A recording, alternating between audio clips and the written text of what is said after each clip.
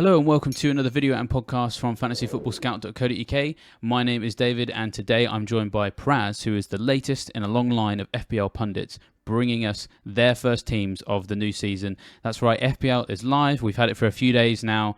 We had a number of price reveals trickling through until the big day when the game launched and we found out everybody's prices. And now we can finally pick our first team. We imagine lots of things are going to change, but it's nice to actually have the opportunity to start tinkering, isn't it, Pras? How are you doing? Oh, I'm very well, thank you, David. And I echo what you said. I mean, it's nice to sort of have a plain blank sheet of paper and you can sort of look at all the prices and look at what you can build. And this is the fun part of the season where you only have the positivity and the expectation, but not the disappointment and the outcome. So it's good. The disappointment in the outcome is like pretty much the worst part of FPL, isn't it? And so just having the opportunity just to make those transfers with impunity is quite therapeutic. Yeah, and that in combination with football just being back, I mean, I think we've been spoiled over the last couple of years with football being, for us, for fans, we've been spoiled. I know some people get sick of it, my wife especially. But, basically having constant football, but then now we'll have 2 months of no football. So looking forward to that, and of course, within that, FPL as well. Yeah, I mean, it's this is, to be honest, the first summer I can remember where there hasn't been something on. Because if you go back as far as COVID, we had like the rest of the Premier League season at this time. So yeah, I think our loved ones and our family are probably breathing as much of a sigh of relief as we are. I guess. I mean, does your family know that FPL has launched? It's probably hard to hide it, right? My son knows. My son is now 8, and this year he plans to play. I mean, when I say play, like have a team that he can sort of own Haaland, all the reasons why people make a team. And so I'm going to help him do that. But apart from that, I think my family is just glad that I'm not on my phone on Friday afternoons or much of the weekend. So it's good. Yeah, they're happy. Yeah, they should make the most of it while they can because FPL is a coming. But that's really nice to hear about your son as well. I mean, that must be quite cool to be able to bring him into the fold. Yeah, I mean, I think it was the World Cup that did it, right? I mean, a lot of kids, at least in his class, in his school, they all got into football a lot more after, the Messi World Cup. And so this year they're all primed they have a better understanding of the Premier League, of some of the players. Obviously, still only the marquee players, but that's what FPL has done this year. And when we'll come to our team, we'll see that, FPL has become and Premier League has become, owning the names, the household names that you've heard from all of the teams. And it's good and bad. It's good to attract new people. Like, we've used my son as an example, or anyone looking to join the game. They want to own the Salahs or Haalands, the Rashfords, the Sakas, and they don't want to sort of do the research of, the who is the gem, the 6 million gem. Whereas us players who've played for 10 years, we want that edge and we want to sort of do the work and, do our homework and find those gems. And, that sort of has been taken away. But, it is what it is. You have to play the game that's been given to you. Yeah, absolutely. Well, let's jump into your first draft then, where you very much have played the game, and I must say that.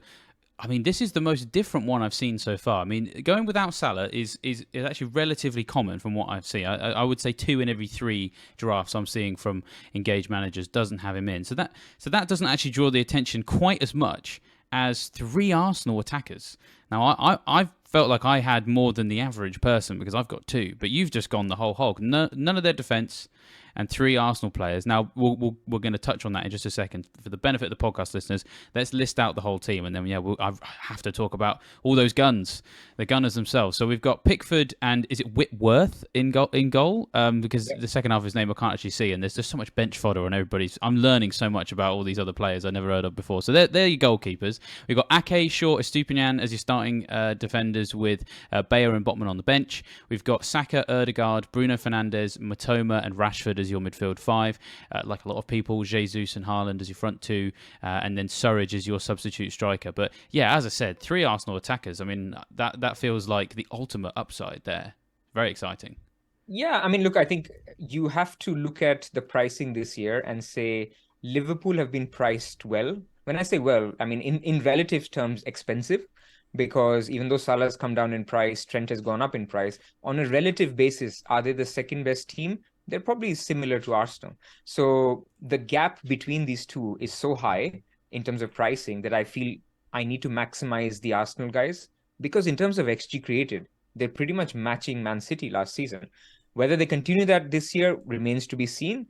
But I think based on a full season's data, the fact that they've bought Declan Rice, Havertz, they probably have Timber as well. It's a team that's actually moving forward. So I need to have three Arsenal, and I'll come to why it's three attackers. It's when we come to our defensive discussion, because yes, they've got great value in defense as well with Zinchenko, Gabriel at 5 million. But I just think that the attackers are so cheap and so good, and the fixtures are so nice that my instinct says have a slot for 8.5 and 9 million for a Saka and Odegaard. If the fixtures don't turn out, if they don't perform to that same level, there's so many other options. And we'll talk about this midfield 7.5 to 9 million slot in a bit.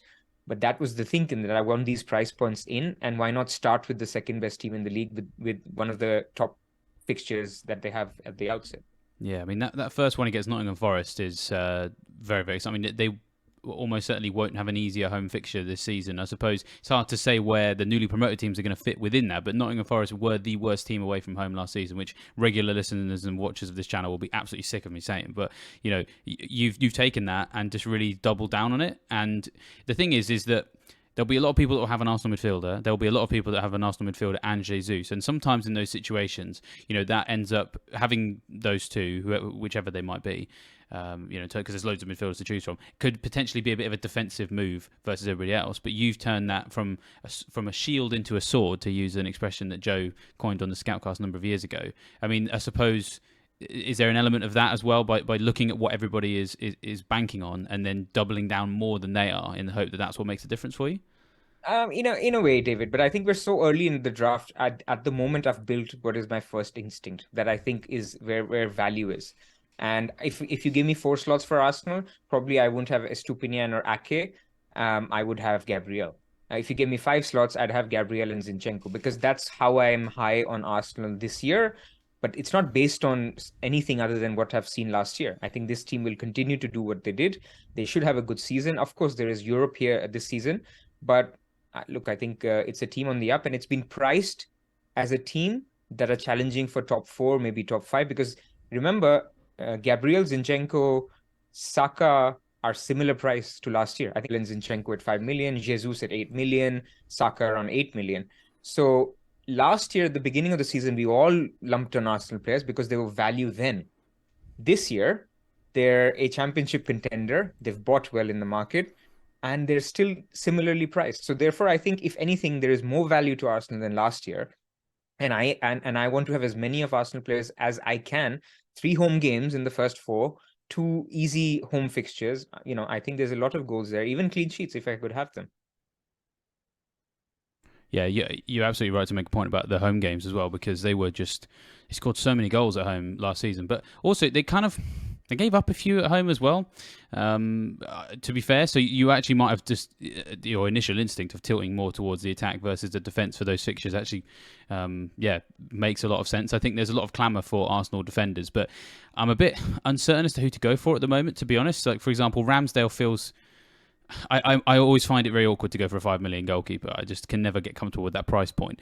Ben White is probably a bit overpriced at 5.5. We don't know necessarily where Timber's going to fit in. We're probably going to play right back, we guess, but he can play centre back as well. So there seems to be a lot more of a settled nature about the attackers as well. And they're a little bit more proven as well when you think about what they did last year. Their defence did sort of tail off towards the end. So yeah, I mean, it's very exciting. It's nice to see a draft that is so markedly different. I'm going to go to another area where you've really doubled down in areas where people are sort of making 50-50 calls. Some people have got Fernandes and some people have got Rashford, and you've got both. So I'm going to imagine there's a similar sort of theme here as well around pricing and United stature, because should also say you've got Shaw. So you've got 2 triple ups. And I don't think I've seen anybody else who's even got 1. So I'm loving it. Yeah. It's a fixtures play. At least first instinct, I thought Bruno has been priced really, really kindly. And I think Rashford is also a good price. I mean, I think in relative terms, I would have paid 9.5, 10 million for Rashford. So I think in relative terms, he's more expensive than Arsenal guys. So had I picked one slot, maybe I would have looked at Bruno more for the value.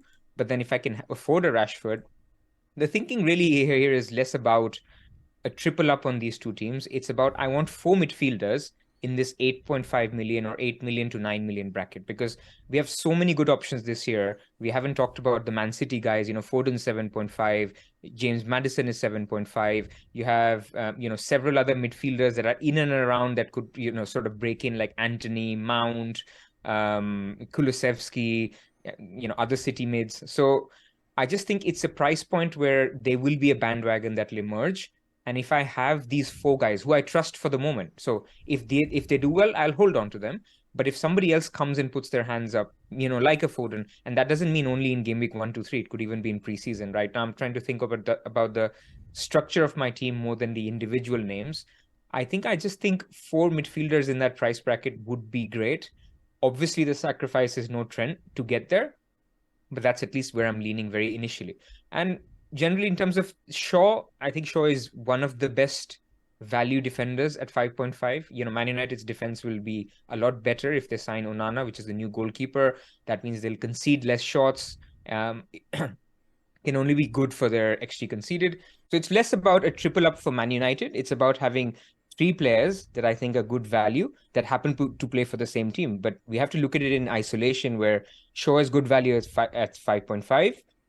Bruno's great value at 8.5. And then Rashford was amazing last season, and 9 million is a good price. So that's how I'm sort of thinking about it and looking at it as price points. Yeah, I mean, price points is definitely underpinning a lot of these drafts that we're seeing, and certainly I have to say, people are watching these drafts, and what's the one thing to take away as a piece of advice from everybody is to think in price points rather than necessarily think in players, because it will just help you shift from 1 week to the next, really. But of course, when you do that, it does come with some sacrifices. You've mentioned Trent, which we'll talk about your defense in a little bit, but I suppose one of the big sacrifices is no Salah, and you've talked about some players might put their hands up in pre-season or maybe earlier into the season and maybe come in for some of these expensive guys. Is there a possibility where Salah is one of those people and you feel like you want to restructure? That's a question I'm subjecting everybody to, because I'm asking it of myself as well. So it's the first time in a long time I remember him being this unpopular at the start of the season, but I don't think he's got any worse individually as an asset, is the thing. Completely agree with you. Completely agree. I think the reason this has happened is essentially that Haaland has been priced up to 14 million. People still want Haaland. And all these other attractive midfielders from last season, which were insane value, the 6-ish million of Rashford, the Odegaards, they're all now at 8 million. So I think it's still cheap to have them at 8 million. But the fact that they all exist at 8 million, people just think you can get all these semi-big hitters and Haaland and then just be done, rather than going for a Salah and a Haaland and sacrifice on all these attractive midfielders that we just talked about from Arsenal, Man United, and Man City. So I think people will get drawn towards Salah because that's just the player that he is. I think it's an initial instinct that people have gone against him. I can completely see FOMO coming in and people going for him. But look, I think for me personally, why I've not looked at him at the moment, it's just Liverpool's fixtures, apart from Bournemouth at home, they're not the easiest. And if I'm thinking, will I captain Salah in any week other than that Bournemouth at home? Probably not. And am I really being true to myself that even with Bournemouth at home, if Haaland has Newcastle at home, now Haaland is great at home, even though Newcastle are a very good team, am I 100% that I'm going to captain Salah that week? I'm not 100%. Maybe I'm 55% because I think it's a much better fixture. So if I can make peace with myself that, look, I'm going to captain Haaland regardless in the first 4-5 game weeks, maybe Salah's a sacrifice. But I can in no way say that Salah won't make a draft and won't be in my game week 1 team. He's just too good a player to say that. I know. I need to probably make a Salah team at some point just to double check that I'm okay with it, because I kind of don't feel all that naked, but it could be that dream that you people have where you're at school and you don't realize you're naked until you're in the middle of everybody in the canteen, right? So it could turn out like that. So I need to make preparations for that. And I suppose that could happen in the start of the season as well. I mean, I sort of feel like we could end up in a world where lots of people flock to Salah for game week 2, especially because he maybe gets a goal and assist against Chelsea. I mean, what would you do in that scenario? I mean, personally, I kind of feel like I would be quite happy with that, and I'd probably leave it, because surely people would have to have massive surgery on their teams to make that work, and it could, I don't know, be detrimental. Look, So, yeah, what would you do in that scenario? if Salah hauls in game week 1, Yeah, if he holds in game 1, yeah. I think you just have to make your peace with it. I think you have to accept that Salah is going to do well. I mean, we have this tendency to think that all my players should do well and the ones I don't own should do nothing. But that's just not how it works. That's not how the pricing has been done this year. Even in the midfield, let's forget Salah for a second. You can only have 3 or 4 of these guys that are, as I said, the tier 2 big hitters in the 8 to 9 million bracket. I could have these three, and Madison could go, could brace in the first game. It could be Martinelli. Even within Arsenal, you're not sure if you've got the right three. So there are players who will do well. When you go with your game week 1 team, you've made peace with these players that over the next 3-4 game weeks, I'm going to trust this team. And then if I need to do major restructuring, then a wildcard is an option. Or if I need to do minor ones, then I can take a hit and do a triple transfer after game week 2. That's at least how I tend to think about it. Because to panic after 1 game week, it's a bit like last season when people went Kane instead of Haaland. I think it just doesn't work. I don't sort of recommend doing things like where you're committing to something, but you're open to moving somewhere else. I would rather say, look, I've made my peace. I'm not going to have Salah against Bournemouth. And if at deadline, game week 1, I'm comfortable with it, I need to be comfortable with it at deadline, game week 2 as well. At least that will be my view. Yeah, I mean, it sounds like a lot of FPL managers are very much going to have to learn dedication to the cause and a bit of self-control as well, which, is useful in all walks of life. So if anything, FPL is helping everybody with their general life decisions, which is good to know. Because it's weird. I can't remember a season like this where where someone like Salah, the king, is someone who just isn't someone I'm interested in, but I don't think he's a bad player. So it's going to be really interesting to see how that plays out. I'm very fascinated to see how it's going to go. Well, let's have a look at each position in a bit more detail now. We're going to run through goalkeepers, defenders, midfielders, and we will probably not talk about your forwards for too long because it's just Haaland and De Jesus. Do we really need to talk about why Haaland's there? Not really. So we'll dedicate a bit more time to the sort of the minutiae of the cheaper players, because I think that is where a lot of the difference is going to be made, and people will be interested to see your thoughts. So yeah, we've got Pickford in goal and Whitworth as well. And I mean, I shouldn't be saying this because I'm here doing these videos. I don't even know who he plays for. Whitworth, is he Crystal Palace? He's the Palace guy. Yeah. He's the backup. He played a few games when Guaita was injured, and I think Johnson was also out. So he did play a game or a couple of games, but yeah, he's not going to get. To be honest, this was my auto-select 4.0 keeper, and I've kept it. I think the more popular 4.0 backup keeper will be Areola. I think a lot of people will go with him because of the fact that Fabianski is in the final year of his contract. There is a claim from a lot of West Ham fans that he may take over the jersey at some point, whether that's early in the season, whether that's preseason, whether that's game week 34. We don't know that, but I think Areola could see more game time, and so at 4.0, actually it's a steal if he starts to start games for West Ham. And in terms of 4.5, look, I generally don't start with anyone more than 4.5 and 4.0. I don't believe in the whole 4.5 rotating goalkeepers. I think money is so tight early season that if you have 0.5 to burn, just keep it in your bank and still start with 4.5, 4.0, especially if you have a scenario like this where Areola could be a starter. And if you're going for somebody who's more set, who can be more relied upon, like Pickford is not going to miss games. My instinct is the Brighton goalkeeper, if we see who's starting, that could be a little bit iffy because you could see Steele starting some games and the other guy who they've signed, sort of take over. But if you're starting with a Pickford, if you're starting with maybe even a Fabianski and Areola, then you're 100% assured of a keeper. I'm also thinking of Flecken from Brentford, who's 4.5. So if Raya ends up leaving, he could be a good option. At the moment, I've just gone for a tried and tested Pickford, but I think I can see myself changing to either the Brighton keeper if he gets all the games in preseason, or the Brentford keeper. Yeah, I mean, I'm very much not committed in either direction at the moment. I've got Flecken and I've got Strakosha. I'm going with the 4.5, 4.0 at the same club. Again, banking on Raya leaving, which it's frustrating that Spurs ended up signing someone else because I was hoping that would happen. But it might have just thrown us a bone, potentially, because if Raya does leave and it's after the game launch, that was always the ideal scenario because they couldn't have priced Strakosha or Flecken at 5 million, but they would have had to do it to Raya. So it has worked out quite nicely and it could go that way. The goalkeeper position is probably, of all the positions for your team, especially, the position that's very much wait and see, have a look at preseason is my guess. Yeah, I mean, it's the lowest point scoring position in general, right? I mean, the best goalkeepers score 170, 160 points compared to your midfielders that are scoring 200 plus. So yes, you need to spend some time on it, find the right combination, but not to stress too much on it. The delta between now and your wildcard one between a excellent keeper and an average keeper will probably be 10 points. So there's not a lot of stress. Pick up keeper from a good team that makes saves, and Brentford, Brighton, even West Ham are good teams. Yeah, that seems to be the way to go. I suppose we'll talk about your defence now, but there's still some linkage with goalkeepers. I mean, I'm imagining that how you end up settling on your defence when you do, would that impact how you settle on goalkeepers? I mean, are there any teams that you are interested in a double up via the goalkeeper and the defenders, or is it very much prioritise the defence and sort the goalkeepers out afterwards?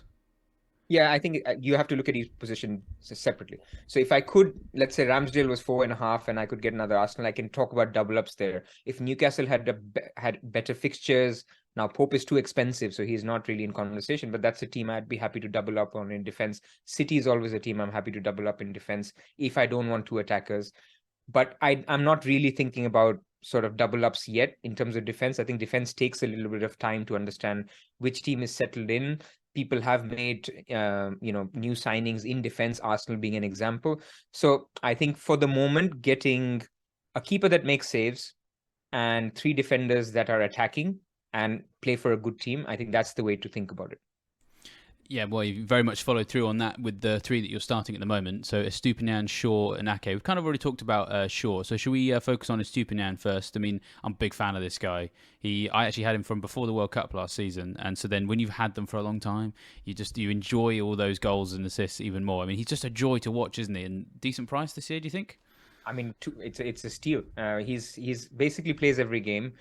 He's the only left-footed left back that they have. Even when Lamptey plays there, he's right-footed. So unless they sign somebody, this guy's going to keep playing. And now on Brighton, there's a word of caution just in terms of their fixtures. A lot of people see their fixtures and say, "Wow, they've got Luton, West Ham, and Wolves in their first three." Well, the problem is that after that, the fixtures are pretty tough until game week 9. They play Newcastle, Man United, Liverpool, and Man City in the next 6. So, you have to sort of not overcommit, or at least I'm not trying to overcommit on Brighton. So while I think Estupiñán is great value, I don't think he's somebody who I can envisage having till game week 9 or 10. I'm looking at that slot as more, I'm going to start with him and see who emerges. If that's James or Chilwell, if that's another City defender, because there's so much. Again, we keep using this term, so much good value in this price bracket as well. For example, Fabian Schär from Newcastle, amazing. His XG stats were out of this world last year. He just underperformed it, so you didn't see that in FPL points. But somebody like him after game week 4 could again be a good option there. And fundamentally, this is the reason why, from an initial first instinct point of view, I haven't gone for Trent, because I just think the gap of 3 million between Trent and Estupiñán, of a 2.5 million gap between Trent and a James and Chilwell, it's huge. I mean, even Stones is 5.5. That I think, would I rather have a Trent and Mbumo, let's say, and we'll come to midfield later, or would I rather have an Estupiñán or a James or Chilwell and Rashford or Bruno Fernandes? And when I put it like that in my head, and when I add to the fact that Liverpool's first few fixtures aren't the best, these guys can burn you. Not having Trent or Salah can completely burn you. I'm conscious of that. But at least, again, we're talking first instinct. I just feel like having that midfield and these 5.5 million defenders is the way. Yeah, I mean, certainly when I look at the midfielders that you are able to get because you don't have those players, it does look really good because you're able to answer the 50-50 questions with yes rather than like A or B. And sometimes that can be quite useful because everybody, for example, thinks that Rashford and Fernandes offer good value this year because of their prices. And whilst they're having to make those difficult choices, you're just sat there being like, cheers, like you don't even need to ask me the question. Like, I'm sorted. I've got them both, and so there is that advantage. Which, as I said, I haven't seen many people take that approach yet, so it could work out quite nicely for you. Just coming back to Estupiñán, I think, I agree with you on Brighton's fixtures. We'll come on to midfield in a minute. I already am sort of targeting a possible stepping off point for them. As you said, like the first 3 are really nice, but then the next 6 on the whole aren't great. And so in midfield, I'm kind of using my Brighton midfield as a placeholder for maybe a Chelsea or a Spurs. But in defence, I guess my question to you would be: is Estupiñán a placeholder, or do you feel like at 5 million you can bench him because Newcastle's fixtures get a little bit nicer when there's a bit of a delay, but there's a possible stepping off point in there as well. I mean, would you want to hold Estupiñán through the difficult fixtures, or I suppose it depends on who emerges, I guess. Yeah, exactly. I mean, at this point, it's about being flexible and open, right? I mean, there's no way that I'd say, he's a sort of a committed sell because, as you said, after game week 3, Newcastle's fixtures are great. They play Brighton away, so obviously they play each other. But then they have got Brentford, Sheffield United, Burnley, West Ham, Crystal Palace, Wolves. So these things sort of evolve. If after 3 game weeks you think Brighton are showing the same form as last season and my wildcard horizon is still far away, maybe just hold on to Estupiñán and sort of work through that. If you think that, okay, my team is in shambles and, I need to sort of do a little bit of a mini surgery, I need to get Trent in, then maybe Estupiñán needs to go for a Trent. So it really depends on what we see. But I think in general, I think the way he's been priced, you can hold him long term, and he rotates well with Newcastle. Yeah, I mean that extra 0.5 is. I mean, in some ways, it's almost irrational in many ways because obviously, we surely we just want to pick the best 11 and ignore, in inverted commas, the price. But actually, when you shave off 0.5 off a defender, he just feels to 5 million rather than 5.5. He does feel benchable, which probably makes your life a little bit easier because I do think that Estupiñán across the whole course of the campaign will score well. So having hold of him is probably going to be useful. Let's talk about Man City now because when I first put my draft together, I went for John Stones. I felt like I wanted a Man City defender, but it's probably the area of my team where I'm feeling less and less interested, I guess. And I can't really explain why. And one thing I have seen is that not many people have actually gone for a City defender, and you've obviously got Ake as well. So clearly, you want to be invested in that defence. What's your thoughts there? Worried about rotation, those sorts of things? I mean, it's the classic City stuff, right? I mean, if you don't have a nailed City defender who doesn't have attacking threat, then you're basically banking on clean sheets. So I think City is great. It's the best defense in the league, regardless of the fact that they keep conceding this odd goal when they're 3-0 up or 2-0 up. But I think from an underlying data perspective, they've consistently been the best defensive team in the league. So why not? I mean, if you can nail down minutes. So Ake is one of those placeholders where if they don't sign Guardiola, for example, Guardiola could essentially take Ake's place. So we don't know who will be the nailed defender. Maybe it's a Kanji, maybe it's somebody else. If you give me 0.5 million more, I'd easily just use that money for James. I think James or Chilwell, because I think that's a more assured, well, as assured as James and Chilwell can be, but at least it's assured starts, it's assured attacking threat in a weaker defense. But maybe that's okay. And Chelsea's fixtures after the first game week with Liverpool are actually very, very good. So if you gave me 100.5 budget, then I think this Ake position would be James. So or Chilwell. So in some ways, I do agree with you that there is, that appeal of having a City defender after Cancelo's gone has drastically reduced because you don't have that attacking threat. Maybe Stones is showing it, but essentially Stones is a 6, right? I mean, maybe an 8, but it's not like he gets forward sometimes, but he's not a Cancelo. He's not a Benjamin Mendy of the past. It's not like he's a marauding left back or a right back where you're going to expect attacking returns. It's just basically you're thinking with Stones, he will start most games, especially if Walker leaves as well. And you'll get a few clean sheets out of him, maybe an attacking return in every 4 or 5 games. So it's not bad, but I do think there's better defenders. Yeah, no, I think you're absolutely right. I think you've actually probably helped me understand why I'm not that excited about John Stones when I initially was, because you've got to compare him to the 5.5s at other clubs. He's gonna start most games because he has become integral to the team and the way that they tick along, almost quite literally, because he's all about ball recycling and just all of that stuff that just doesn't get rewarded by FPL. I mean, it could end up with some bonus points this year, but it just, in effect, you're paying that extra 0.5 to be more confident that he's going to start. But it doesn't necessarily mean more clean sheets because, as you say, they do concede the fewest number of goals, but they don't necessarily get the most clean sheets because it's about how and when they concede those goals. And so, yeah, I may end up with a Chelsea defender. We'll have to see. You're right. I mean, Cancelo is in the game. He's 6 million, but I mean, I think we're all pretty confident that that's not going to be a thing again. So it's a real shame to see the end of that. The other annoying thing with City is, normally at the beginning of the season, you have a free carte blanche with City. They only play on weekends. There's no rotation for Champions Leagues or Europe in the middle. But this year they have the Super Cup after game week 1, which you highlighted in your excellent video where you were talking about the long-term planning view. And the Super Cup is after game week 1. It's in Greece. They will play Sevilla. And so again, you have a midweek game after game week 1. Who knows? Maybe Rico Lewis starts game week 2, and Stones doesn't even start. So this headache of having a City defender with limited upside just doesn't feel worth it. So yeah, I mean, I've got Ake in there, but I think eventually, if I find money, let's say if I downgrade Odegaard to a Martinelli, get 0.5, I might just move that position to a James or Chilwell. Yeah, there's a lot of upside to doing that because you'd probably just about stabilize or keep your investment in Arsenal kind of the same in terms of your potential to get the points. But yeah, really turning Ake into a James could be huge, and you could be ahead of a bandwagon. I mean, I think we can probably say that there's going to be a game week 3 Chelsea bandwagon surely with those fixtures. We hope so. Well, let's see what Pochettino does. I mean, there is a risk with Chelsea. I mean, I don't have any Chelsea players here, but um, I am cautious, right? I mean, it's a new manager. The team was dire last season. I get it that it was under Lampard and it was basically going nowhere. But it's not that easy, just coming in and changing, getting all these new players, new signings, getting them embedded. You just can't perform from day one. So there's going to be a ramp up period with Pochettino getting them right. Remember when Arteta started with Arsenal that season, he lost the first 4 games, and then there was that stability period, and then Arsenal got a lot better by the end of the season.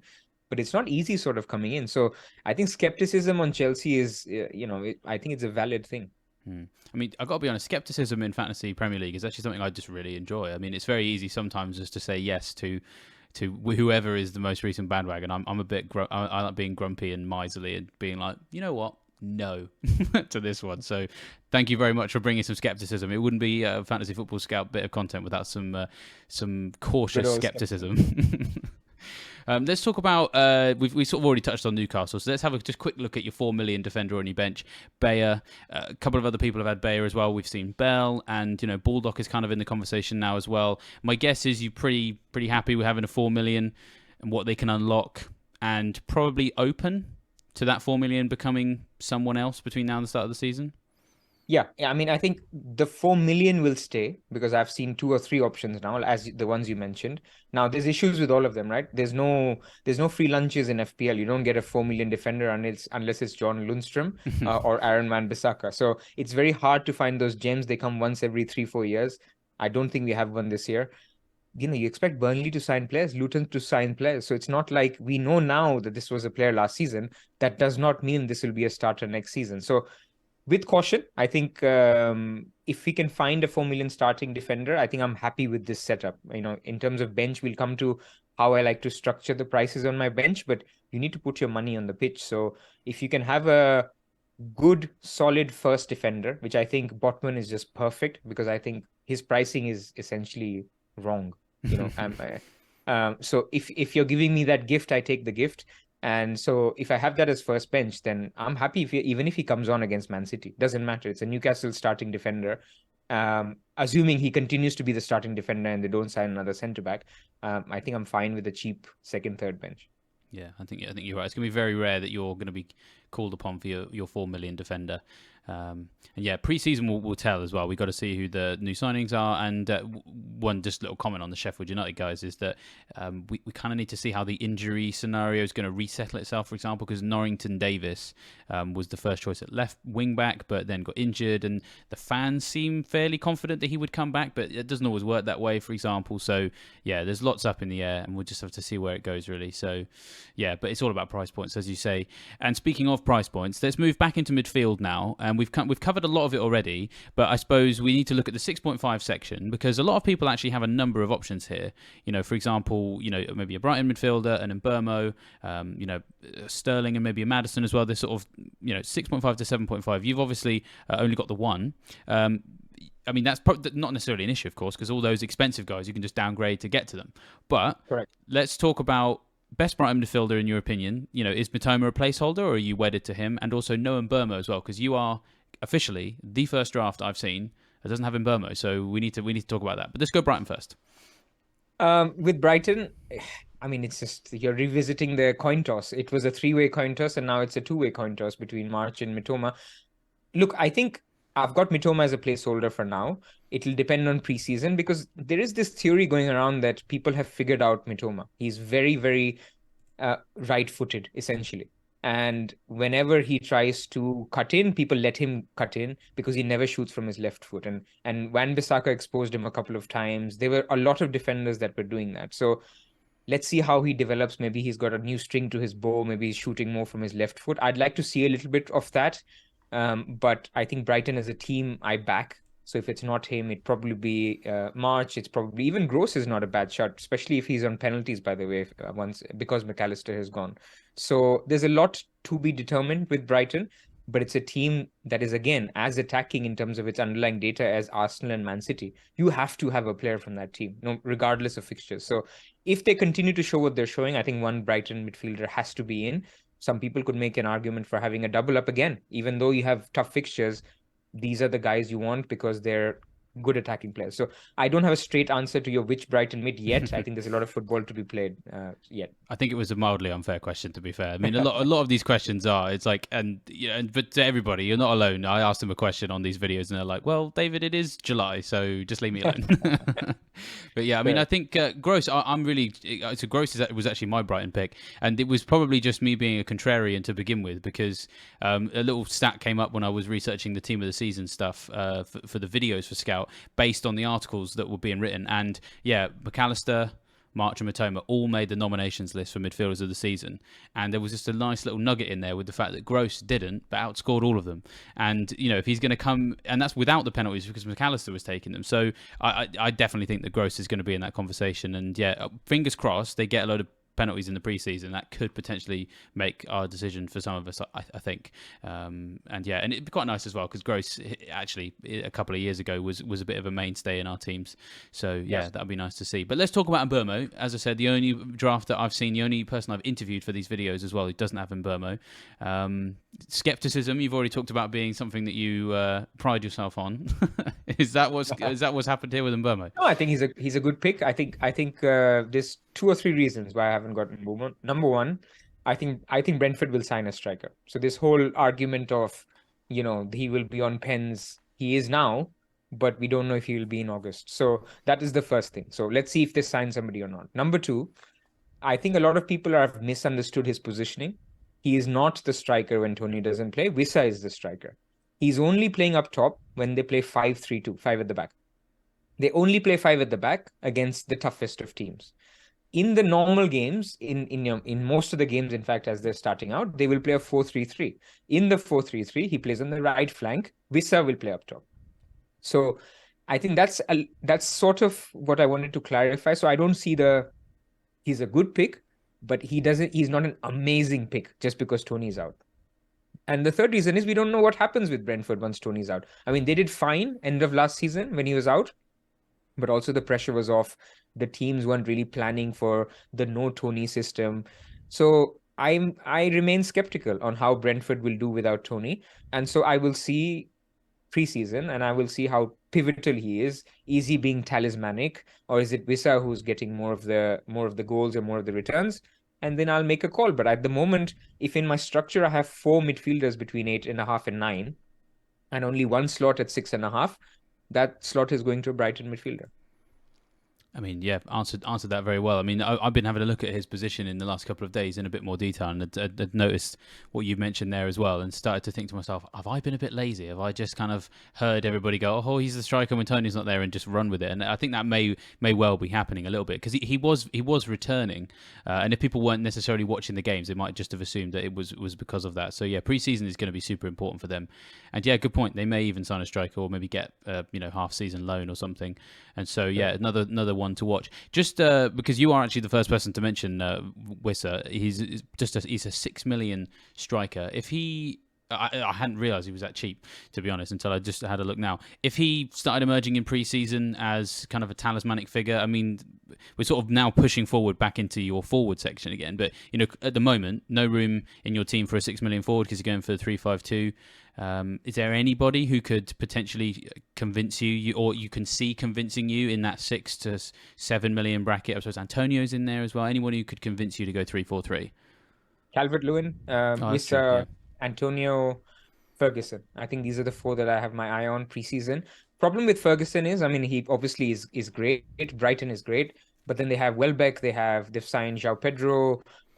They've got Enciso, Buonanotte. I mean, I know Enciso, Buonanotte play 10 or play on the wing as well, but they've got a lot of and Undav as well. So it's just full.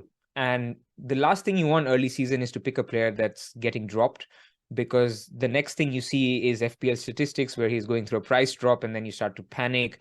So getting rotation rife players is just not a great strategy. So that's why I'm a little bit put off by Ferguson. This may change. He may start every game in preseason and he becomes a big bandwagon.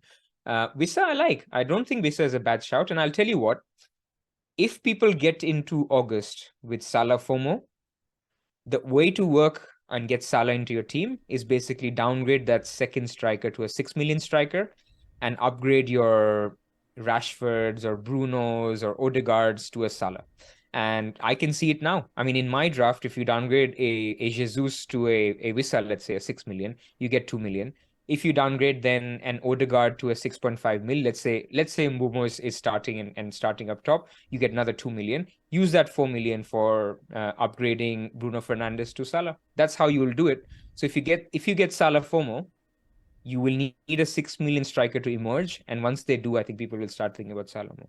I mean, actually, to be honest, when you put it like that, actually getting to Salah from the position that you're in, and your pricing structure is very similar to mine as well, it's actually not that scary. That's not that many changes to be made. And to be honest, you could maybe even do those things on a mini wildcard in game week 3, 4, if you can save the transfers as well. So if nothing else, that actually makes me more confident going without him, because getting to him with a couple of those tweaks is actually more painless than I expected. So yeah. Thank you. You've even helped me with me preparing my team. So I'm not helping with the no Salah brigade, because I could very well have Salah by game week 1. But I would say yes. I think one of the reasons of also going cheap at the back is that you're not pulling your money out of the back, and you can just restructure your forward line to get a Salah or a Kane or a fourth midfielder that is coming out very hot. Could be Foden, could be anybody else. So I think that's what makes it a little bit easier. But on the contrary, obviously, if Trent goes mad and does really well, then it's hard for you to go back and put that money in defense. Yeah, well, I mean, the great thing is that you're faced with those prices decisions, because we just go back to what I said at the beginning. The pricing, I actually think, has been done really well this year. Yes, there's lots of players that are value, but there's a lot of players who did well last year who are more expensive than they were. It is very difficult to pick everybody who I think is good. Last year, I managed to start with a formium. I had Kane, Haaland, Jesus, and Salah, and the rest of my team actually wasn't that bad. You can't do that this year, and it sort of feels like we might have a return to normality in many ways in terms of pricing. Hopefully, we don't get any deaths of any monarchs or pandemics, that kind of thing. Hopefully, we're back to just normal vanilla FPL, right? I mean, vanilla to an extent, right? I mean, I don't want to scare people off. And again, going back to the video that you did and the article that Neil wrote, there is still AFCON, there is still the Club World Cup. So there are still more blanks than normal.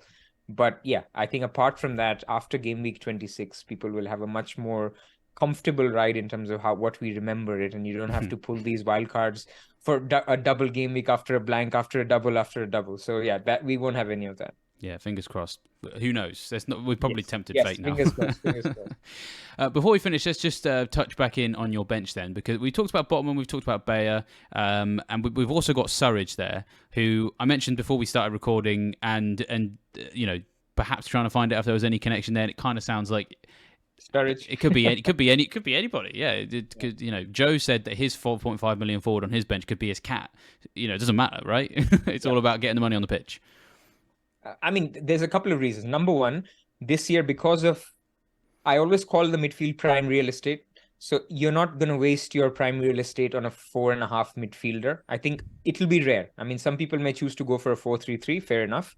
But I think there is so much value in midfield, that I think a lot of people will look at 5 in midfield, which basically means your third attacker is a dead spot.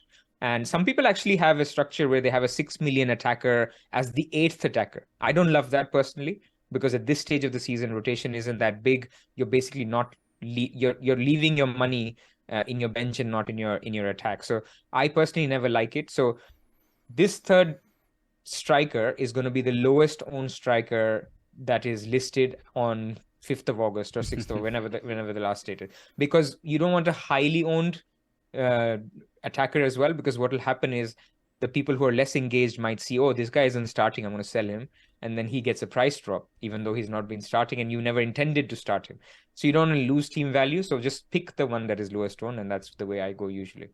Yeah, it's a good way of looking at it. I tend to try and do that with my fringe players because the ones that end up super cheap are usually the bandwagons that never happened, and yeah, it's very frustrating if you, especially right near the beginning, it's so restrictive. If you've got one, if he's on 4.3, you're stuffed. You can't replace him with anybody, so you need to avoid that scenario. Exactly. I mean, while we were talking 4.5, who knew we'd talk for 4.5 attackers for 3-4 minutes?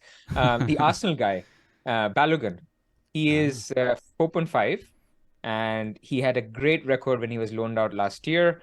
If he's loaned to a Premier League club, it would be game changing. You would have a striker who is starting for a Premier League team at 4.5. I don't know if he will start every game for us in FPL, but then you have a nailed attacker. I would even change a Botman to a 4.0 defender if that happened. Yeah, I mean, that would be really nice. I mean, again, that's another reason why we have to caveat a lot of what we say with its early days. Pre-season's coming, and pre-season will help shape this a lot more. And that's an opportunity as well just to flog the pre-season page on Fantasy Football Scout. If you head to the top of the menu and click on the pre-season guide, you will see the pre-season minutes spreadsheet. It's famously the resource that discovered Aaron Wan-Bissaka, John Lundstrom when they were 4 million defenders, and usually is the thing that will help you discover those gems. There's no other place, basically, that pulls all that data into one place, especially at a time when Twitter seems to be dying. And because I know that people like to do the minutes in threads, and when I say threads, I mean old threads rather than the new app threads. The new one, yeah. That spreadsheet just pulls it all together. So if you haven't already checked that out, make sure you go and check that out. That is definitely going to inform a lot of decisions. I know for myself, and I imagine for you as well, Pras. That's my favorite piece of preseason content that the guys do. And I mean, people who haven't heard of it, it's basically every single team. There is within that who has played how many minutes in every single friendly, and also a summary of who scored the goals, who's made the assists. So you don't need to do any work in terms of following it. Just go to that page and you will see the whole thing. And at the end of it, you get a good picture on this guy's been getting 70, 80 minutes consistently, and that's how the gems are found, which you mentioned. I think, I mean, without wanting to flog a dead horse, because he definitely isn't an asset anymore. The funny thing about John Lundstrom was that the fans of Sheffield United were like, there's no way. Because he hadn't played that much for a role the previous year. And it was the pre-season minute spreadsheet that showed that actually Chris Wilder had changed his mind. So that is, any opinion you hear in the pre-season, whether that be from me, because I could be wrong, from the fans of other teams, because they could be wrong, the truth of the matter will be in the preseason spreadsheet, so do check that out. If you've also not signed up for Fantasy Football Scout membership as well, don't forget to do that too. There's plenty of resources. We've had the season ticker up on the screen a couple of times when we've been talking about the fixtures. Very amazing interactive tool there that will help you work out when to make your changes and when to wildcard, things like that. Comparison tools, tables, rate my team, the whole work. So if you haven't signed up yet, head to fantasyfootballscout.co.uk, click on members benefits and click the package that is right for you, and it will almost certainly help you beat your mates in your mini leagues. Can't guarantee it's going to help you win the entire of FPL, but you might go close, is all I'll say. Indeed. Well, yeah, thanks very much for joining us today, Paz. It was good to have you here, and good to have teams back rather than we were really having to go as deep as scouting Mateo Kovacic for the summer. So it's nice to be able to get your insight. Hopefully it's been fun having it back. It's a pleasure, David. Always a pleasure speaking with you. And yeah, look forward to a lot more content on the Scout channel. Yeah, thank you very much. Well, with that, I'll leave you fine, folks, to enjoy the rest of your summer and enjoy the rest of your tinkering, and we will see you next time. Bye.